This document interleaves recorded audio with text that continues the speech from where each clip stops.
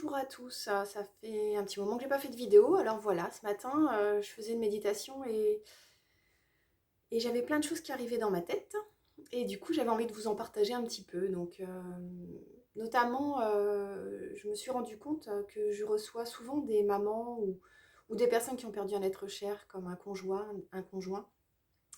un parent.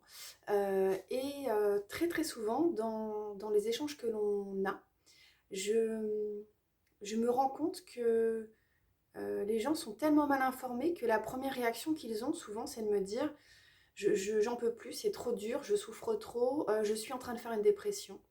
Je vais aller voir mon médecin pour qu'il me donne des antidépresseurs et consulter un psychiatre accessoirement. Et souvent, ça me laisse assez perplexe parce que j'ai envie de dire mais décidément, on est vraiment dans une société où on refuse l'idée même de la mort, mais on refuse même l'idée de la souffrance. Comme il était absolument pas permis à un moment donné de pouvoir exprimer sa souffrance. Quand on perd un être cher, je crois qu'il faut... enfin, on perd pas une plante verte, on perd pas un objet dans la maison, on perd une des personnes les plus importantes de sa vie. On perd ses repères, c'est le cas de le dire. Et, euh, et j'ai envie de dire, mais on a le droit de souffrir et on a le droit d'exprimer cette souffrance. Et c'est pas parce que je pleure du matin au soir, du soir au matin, que je ne dors plus, que je suis en boule sous ma couette pendant des jours, que je suis en train de faire une dépression. Moi, j'aime bien imaginer le deuil comme un chemin que l'on va emprunter à partir du premier jour où on va perdre la personne que l'on aime, peut-être même un petit peu avant, quand on accompagne un être cher euh, qui malheureusement est en fin de vie.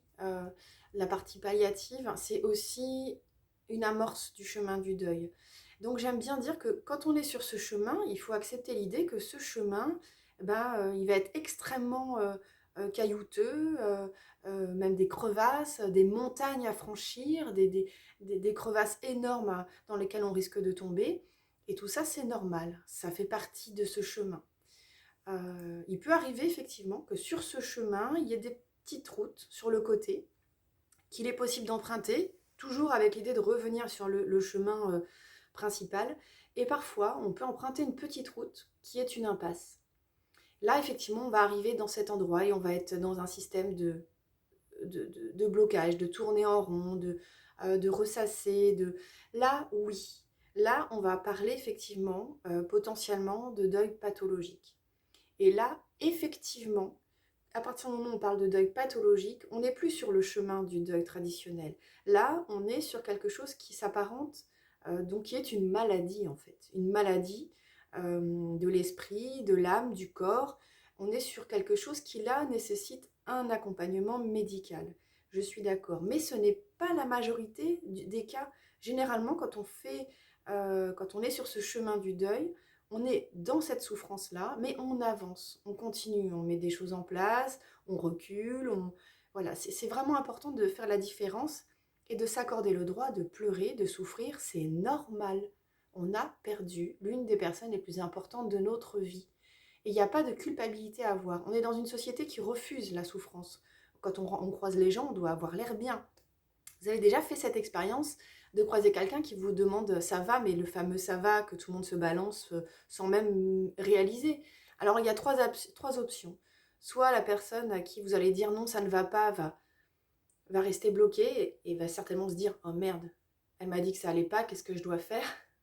Qu'est-ce qu'il faut que je fasse avec une envie folle de se sauver?